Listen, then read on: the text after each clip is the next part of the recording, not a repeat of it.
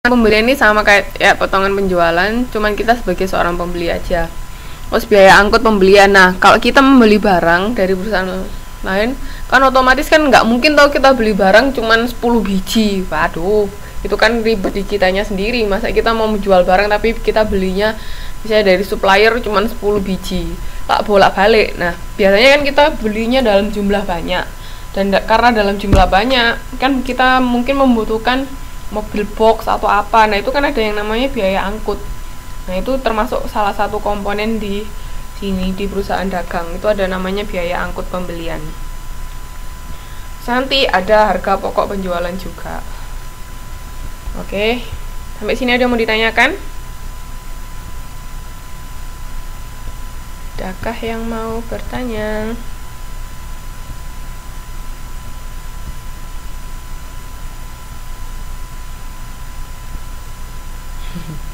Halo Mbak Ari, ada yang mau bertanya? Kalau enggak saya lanjutkan. Biasanya sih gitu Mbak Is, cuman kan tergantung juga kebijakan masing-masing perusahaan toh. Mau tanya tuh. Kalau tanya tugas nanti aja ya, terakhir-terakhir. Sekarang kita bahas untuk modul 5 sama modul 6 dulu. Nanti kalau mau tanya tugas boleh terakhir, oke? Biasanya itu kalau di perusahaan dagang itu kalau dapet diskon itu kan kita kadang-kadang beli kredit ya. Kredit itu ada jangka waktunya. Ada jangka waktunya. Nah, kalau kita bisa melunasi hutang kita sebelum jangka waktu itu habis, biasanya kita dapet diskon. Itu biasanya soal-soal itu muncul di perusahaan dagang itu. Pegawai karyawan masuk nggak Bu? Masuk apa Mas Prianto? Biaya angkut biasanya.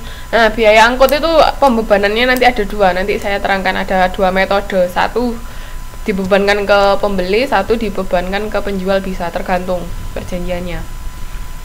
Mas Prianto, gaji pegawai karyawan termasuk. Maksudnya termasuk apa Mas?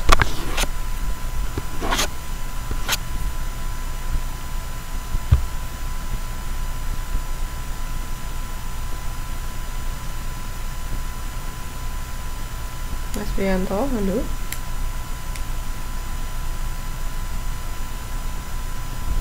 Yang ditanyakan apa?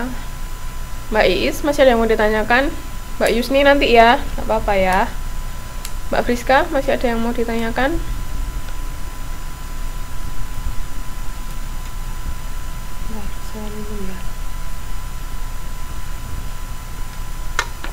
Oh my god.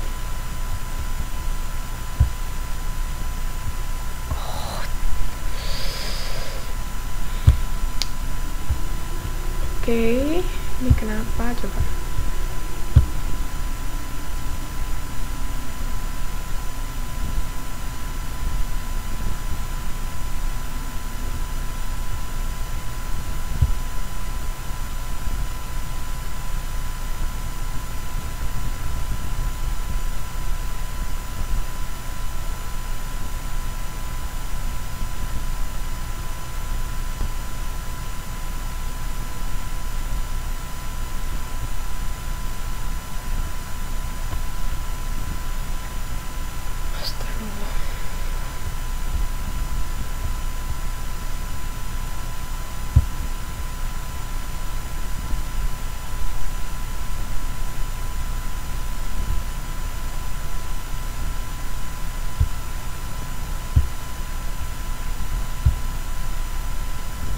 Halo, maaf.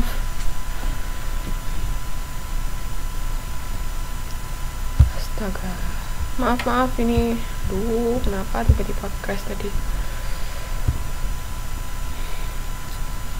Halo, sudah bisa dengar suara saya?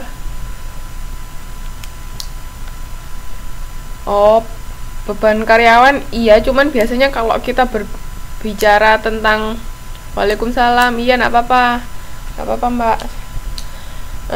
Tadi pertanyaan Mas Prianto, beban gaji karyawan masuk perusahaan dagang atau enggak? Itu harusnya sih tetap masuk kan, tapi dari sisi kita sebagai kalau di perusahaan dagang kita punya karyawan, tapi biasanya kalau kita membahas soal-soal tentang perusahaan dagang itu jarang dicantumkan, lebih kepada bagaimana kita menyimpan barang itu, kita menjualnya berapa, lebih ke situ sebenarnya. Oke. Ada yang mau ditanyakan lagi? Ini sekarang pencatatan transaksi perusahaan dagang, yaitu ada dua metode. Pertama, perpetual atau kontinu, ini dicatat setiap terjadi transaksi. Terus HPP langsung diketahui sama akhir periode, tidak memerlukan jurnal penyesuaian. Sedangkan periodik pencatatan transaksi hanya memerlukan akun penjualan dan piutang atau kas, memerlukan jurnal penyesuaian. Nah, ini bedanya. Kalau secara perpetual, setiap kali ada transaksi langsung kita catat. Tapi kalau periodik kalau periodik itu hanya pada saat kita penjualan awal atau apa, jadi nggak nyatetnya tuh cuma sekali periode gini aja. Kalau perpetual tuh kan terus tiap transaksi ada pencatatannya. Ini nanti saya tunjukkan bedanya.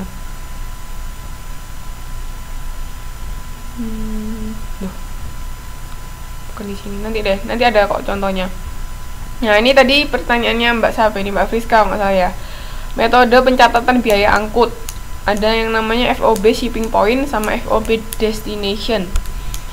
Kalau shipping point itu ini menjadi tanggung jawab pembeli. Tapi kalau destination itu tanggung jawab penjual. Jadi ingat-ingat ya. Pada tahu semua kan artinya destination itu apa? Destination itu tujuan kan. Nah, ingat kalau tentang tujuan berarti itu tanggung jawabnya penjual. Jadi mulai dari gudangnya penjual sampai gudangnya pembeli itu tanggung jawabnya penjual. Tapi kalau shipping point, begitu keluar dari gudangnya penjual itu sudah tanggung jawabnya pembeli. Itu bedanya.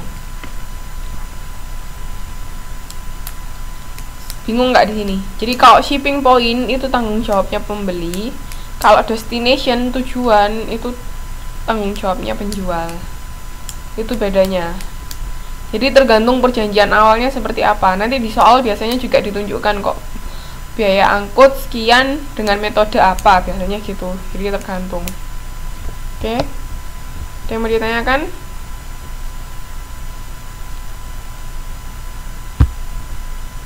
Oke, kalau nggak ada lanjut ya. Nah, ini kelihatan nggak? Apa terlalu kecil? Ini tulisannya kelihatan nggak, Mbak, Mas? Nah, ini metode pencatatan perpetual sama fisik ini bedanya di sini. Jadi kalau perpetual itu langsung kita mencatatnya kayak kan kalau kita beli ya, ini kan pembelian kredit atau ini pembelian tunai. Kalau kita beli kan harusnya kita kan dapat barang dagang. Nah, kalau di perpetual itu langsung dicatat berupa persediaan barang dagang. Tapi kalau di fisik, metode fisik atau periodik, kita mencatatnya sebagai pembelian, jadi nggak masuk ke barang dagang. Nama akunnya bedanya di situ. Lihat nih ya, kalau pembelian kredit, ini kan persediaan barang dagang pada utang. Kalau metode fisik, pembelian pada utang.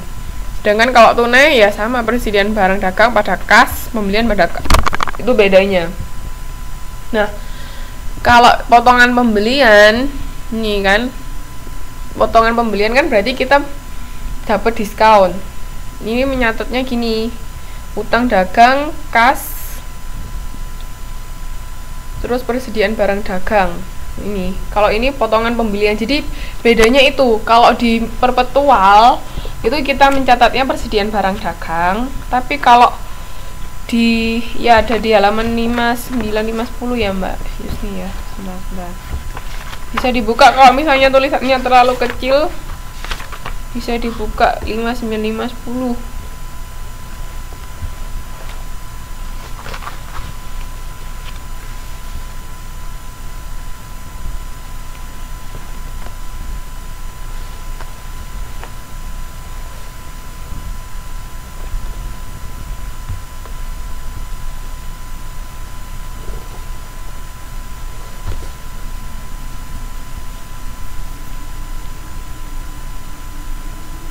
Oke, bisa dibuka di halaman 59, 50. Pokoknya bedanya cuman itu. Nah, nanti harga pokok penjualannya itu ini. Kalau kita menjual Kalau kita menjual barang itu kan ada harga pokok penjualan, harga pokok